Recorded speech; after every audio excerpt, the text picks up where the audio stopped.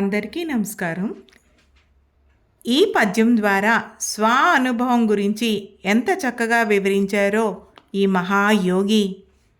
స్వానుభూతి లేక శాస్త్రవాసనలచే సంశయంబు చెడదు సాధకునకు. చిత్రదీపమోన చీకటి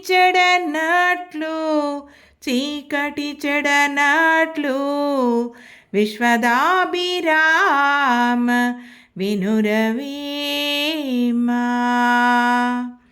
దీని తాత్పర్యం, స్వ అనుభవం లేకుండా కేవలం శాస్త్ర విజ్ఞానం వల్ల సాధకునికి సందేహం తీరవు. దీపపు చిత్రం ఉండటం వల్ల గదిలో చీకటి పోదు కదా అని వివరించారు వేమన యోగి.